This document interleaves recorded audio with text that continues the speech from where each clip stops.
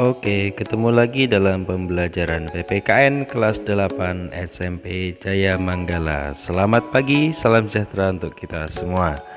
Minggu lalu kita sudah membahas tentang dasar dalam pembelajaran bab 6, yaitu semangat dan komitmen kebangsaan untuk memperkuat negara kesatuan Republik Indonesia. Tentu kalian masih ingat apa itu perbedaan komitmen dan semangat. Semangat adalah daya dorong atau motivasi manusia untuk mewujudkan keinginannya. Semangat ada di dalam diri kita masing-masing. Kemudian ada komitmen.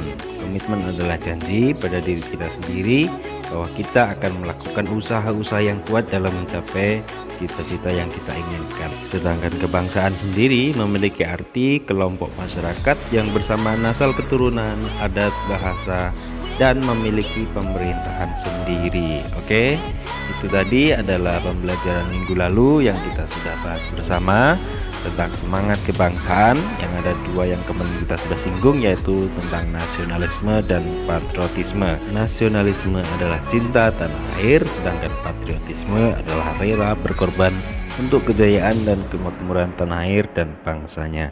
Tentunya dua sikap ini saling mempengaruhi, yang mana setiap orang memiliki rasa cinta kepada bangsanya, maka secara otomatis orang itu akan mempunyai rasa rela berkorban untuk kemajuan dan kemakmuran bangsa. Selanjutnya, sikap komitmen kebangsaan yang harus kita miliki bersama antara lain memiliki semangat persatuan dan kesatuan, memiliki semangat berjuang untuk mempertahankan kemerdekaan, mendukung dan aktif agar tercapai cita-cita bangsa yaitu adil dan makmur, dan selanjutnya memiliki semangat berkorban demi kepentingan bangsa dan negara. Kalian perlu tahu bahwa semangat dan komitmen kebangsaan ini sudah ada atau sudah dimiliki oleh orang Indonesia sejak periode sebelum pergerakan nasional. Artinya sejak pada masa kerajaan di Indonesia. Hal ini dapat kita temukan dalam buku-buku sejarah perjuangan negara Indonesia, bahwa pada zamannya para raja, para sultan berjuang dengan gigih dalam melawan penjajahan. Antaranya adalah Sultan Agung Mataram pada tahun 1645,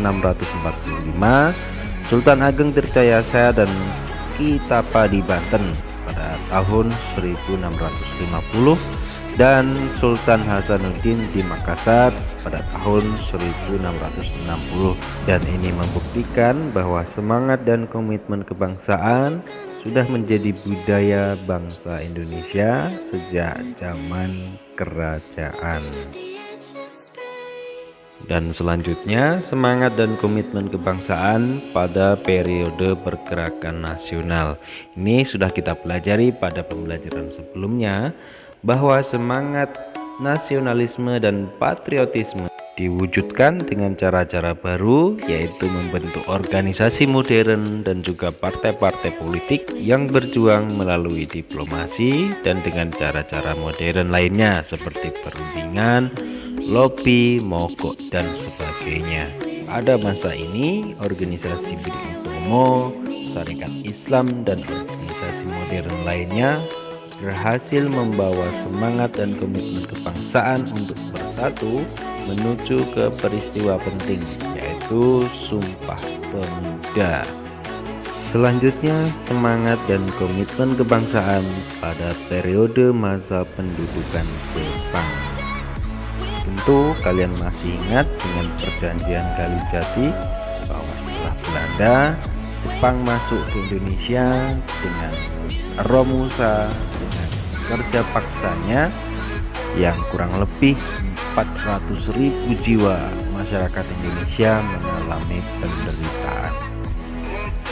Dan hal inilah yang menimbulkan perasaan senasib sebagai bangsa terjajah, yaitu memperkuat keinginan bersama untuk mencapai kemerdekaan, sehingga berkobarnya semangat dan komitmen kebangsaan yang semakin besar untuk mewujudkan kemerdekaan hingga pada peristiwa Rengas Dengklok, yang kemudian setelah satu hari berikutnya maka Indonesia menyatakan merdeka dengan dibacakannya proklamasi. Nah, kini sudah sampai pada periode mengisi kemerdekaan, yang mana periode ini adalah masa kita sekarang, yaitu sebagai warga negara yang sudah menikmati hasil dari perjuangan pendiri bangsa. Kita bisa mengisi kemerdekaan itu dengan menunjukkan prestasi-prestasi ataupun membuat produk-produk yang positif demi kemakmuran dan keadilan bangsa dan negara.